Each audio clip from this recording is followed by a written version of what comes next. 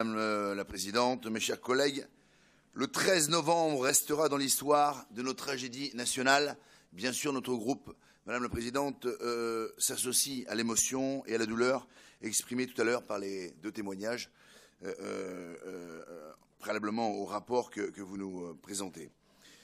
Il y a un peu plus de 6 mois, comme nous le disions, au cours d'une nuit noire, notre pays a été la cible d'attaques terroristes d'une violence inouïe. Notre nation perdait 130 de ses enfants assassinés par la barbarie islamiste.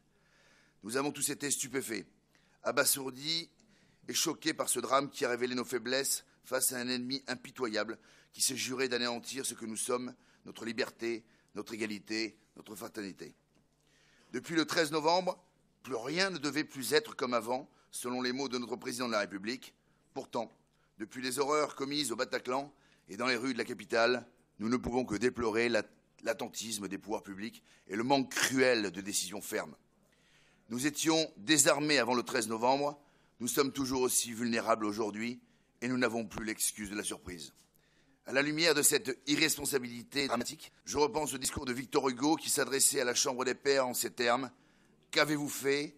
Qu'avez-vous fait de grand, de beau, de glorieux, de saint, d'utile, de juste, de miséricordieux, de prévoyant, de patriotique, de national? Qu'avez-vous fait? Que dirons-nous aux familles des prochaines victimes d'attentats? Ils n'ont pas su nous défendre, ils n'ont pas voulu agir, ils ont laissé faire, et cela, nous, au Front National, nous ne pouvons l'accepter.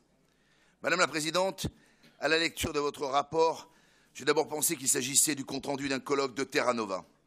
En effet, ce tissu de bien-pensance, cette compilation du vivre ensemble, n'a rien à envier au projet fumeux d'une gauche caricaturale. Commençons par l'intituler, si vous le voulez bien, « Les grands témoins contre le terrorisme ». Vous sombrez dans les mêmes errements de tous ces pacifistes bisounours qui entendaient lutter contre les barbares avec des bougies et des banderoles à Paris ou à Bruxelles. Ensuite, permettez-moi une rectification sémantique. Ce n'est pas le terrorisme contre lequel nous sommes en guerre. Albert Camus disait ainsi « Ma chose, c'est apporter du malheur au monde ». Marine Le Pen a été le premier responsable politique, bien longtemps le seul, à identifier clairement quand la caste politique réunie tournait autour du pot et refusait d'appeler un chat. Nous ne sommes pas en guerre contre le terrorisme. Le terrorisme n'est qu'un moyen au service d'une idéologie. C'est le fondamentalisme islamiste et lui seul qui a frappé les Français sur leur sol. Et à aucun moment, vous ne nommez le mal dans votre rapport, Madame la Présidente. Devons-nous en déduire que vous êtes convertis au dogme du vivre ensemble et du pas d'amalgame? Cette précision étant apportée, revenons à votre rapport. Vous nous dites qu'il s'agit d'une nouvelle initiative pour prévenir la radicalisation. Une initiative sur le modèle de celle lancée par la tristement célèbre Najat Belkacem avec ses cours de laïcité qui ont prouvé leur seule inutilité du fait de l'hostilité d'une partie de la jeunesse de nos quartiers. À cette même jeunesse qui n'a que faire des valeurs de la République, qui considère la France comme un pays de couffards et d'odieux colonisateurs, vous proposez un cycle de conférences animées par des personnes qui ont été les témoins du terrorisme. Madame la Présidente, je suis navré de vous le dire, mais à certaines doses, la naïveté devient sottise. Pour résumer, vous allez faire intervenir dans les lycées des parents et des proches de victimes du djihadisme. Pensez-vous réellement que les récits teintés de douleur et d'émotion préserveront les jeunes chancelants de la radicalité? Pensez sincèrement que le terme stopdjihadisme.gouv.fr, créé après les attentats de Charlie Hebdo, a eu quelques résultats pour enrayer le recrutement de l'État islamique sur notre sol? Vos propositions, vos colloques, vos conférences en témoin ne sont que des pansements sur des jambes de bois. Ils vous servent à maquiller un activisme de façade, votre absence de volonté pour vous attaquer au cœur du problème. Daesh craint beaucoup l'arrivée du Front National, car nous le mènerons une guerre implacable.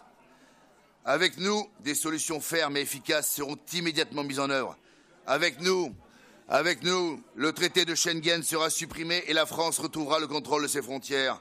Avec nous, l'invasion de migrants et donc les risques d'infiltration de djihadistes sera stoppée.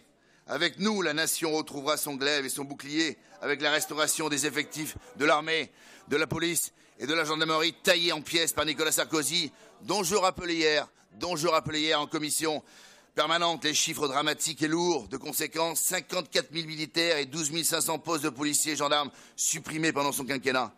Avec nous, les services de renseignement seront renforcés. Avec nous, stop à la politique étrangère façon BHL qui sème le chaos au Proche-Orient et permet l'arrivée des fondamentalistes au pouvoir. Avec nous, les mosquées salafistes. Avec nous, les mosquées salafistes où l'on prêche la haine de la France et les appels au djihad seront fermés. Avec nous, les imams radicaux seront expulsés. Avec nous, Philippe Mokrizi. Avec nous, Philippe Blabla. Et vive l'État responsable. Et vive l'État responsable et souverain.